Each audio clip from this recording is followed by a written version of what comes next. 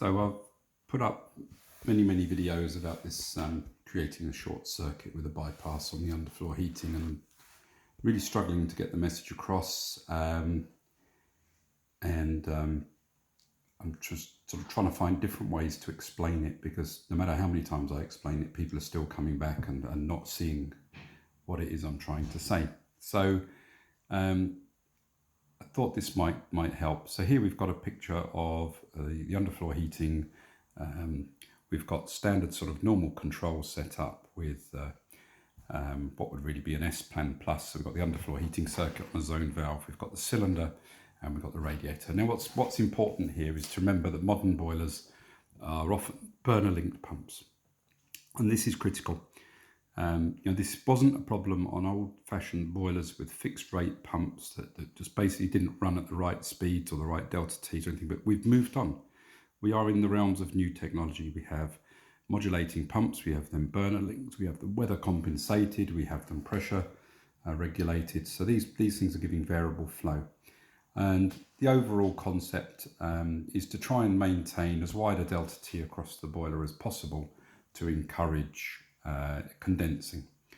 And so that's what the goal of those pumps are. And this is where we get this problem. So what I've done is I've drawn a system with our short circuit in here. I'm not going to refer to it as a close couple T, it's a short circuit, okay?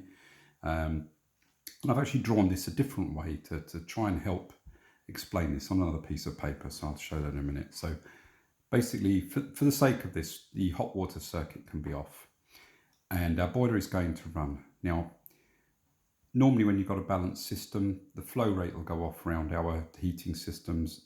If they were all radiators, these would be balanced for delta T20, which matches the boiler. There are some arguments about that as well. I don't want to get things too complicated. But basically, we're looking to get delta T20 on the radiators, delta T on the boiler. And that's fine when we've got matching delta T's on our loads. But an underfloor heating system is designed to run at delta T7, or used to be designed to run at delta T10. Somewhat different, and that's what causes our problem. So now, if we put a bypass in here, or a short circuit in here, when this valve is closed, it represents no problem. The boiler's got its pump, it will push around this system, it will sense the load on this system. So the flow rate that it can move and the temperature of its return will cause the boiler to modulate to match the load. So this may be designed for 5 kilowatts, for example, but if the outside temperature is higher, the return temperature will raise, the boiler will modulate back still after its target temperature, and it will reduce the amount of energy transferred into that system in an effort to match that load and maintain its delta T. And that's fine. But this valve then opens. This pump, this valve, let's say, is fully open, this pump is drawing, and the boiler can no longer provide the full flow rate of this system. We've demonstrated this many times. So what you'll get is this one's closed, remember, so normally this would be causing you a problem back at your boiler requiring the closed couple T's. But what this one will do is it will use this short circuit to recirculate water back to match the load. But what we've got is we've got a system out of balance. There's absolutely no resistance to flow from the boiler in this direction, and this system was balanced to get delta T20. So this system will lose flow, and this system will take up the additional flow. So now we've got an underflow in this circuit, and we've got an overflow coming into this circuit, and the difference in flow rate between the boiler and the underfloor is taken up by the short circuit. So okay, you haven't got any banging noises. You may have some circulation in the radiators, but it's not working. It's not doing what it's designed to do. Okay, now this valve then gets up to temperature and closes. So now, in theory, these don't fully open and fully close very often. There's always some slight flow, but it's easier to demonstrate it if we go to the far extremes. But really, we're in a case of flux between those. So, so this one is now closed. This boiler is running. The resistance through this circuit is, well, almost nothing. So the boiler pump chooses which way to go. It can go doing hard work this way, or it can just choose to flow through the short circuit.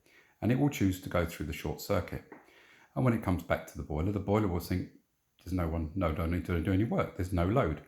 So this might require 5 kilowatts, but the boiler is seeing close to 0 kilowatts, the same as it would if it had close coupled T's, by the way, if there was no load off of the secondary side of the close coupled T's.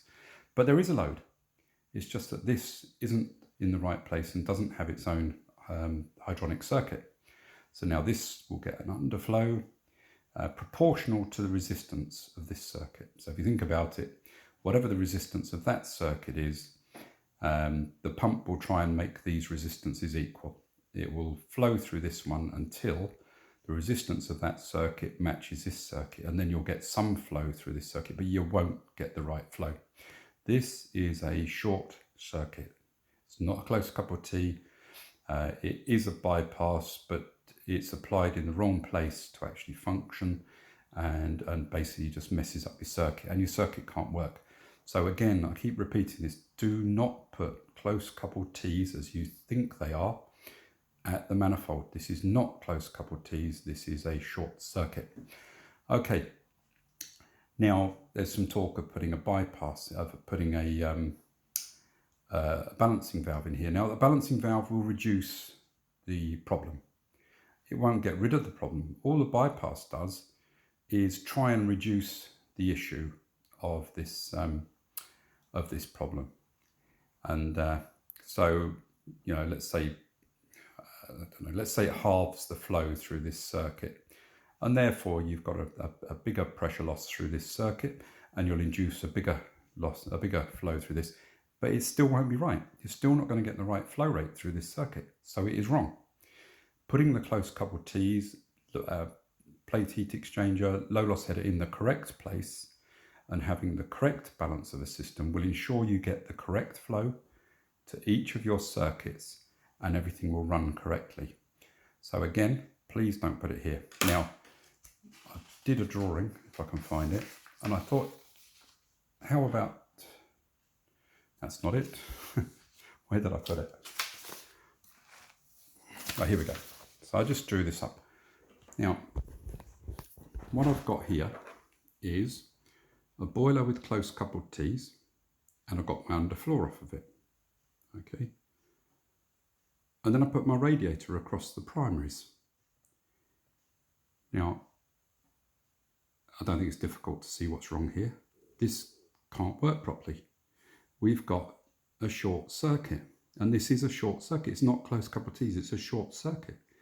It short circuits this one. If this radiator had been put across these two pipes with its own pump in it, it would no longer be short circuited. This boiler would run, it would see the load on this system, and it would try and match the load. The flow rate on this system would be greater than the flow in this one, even though the load is matched, and so we would get this extra flow past our hydraulic separation, which is exactly the purpose of the hydraulic separation. So here, no, here, yes. Do not put a bypass at the underfloor manifold. And look what this is. This is my balancing valve. So this is like putting a balancing valve, trying to reduce this overflow through this system to try and induce more flow through the radiators.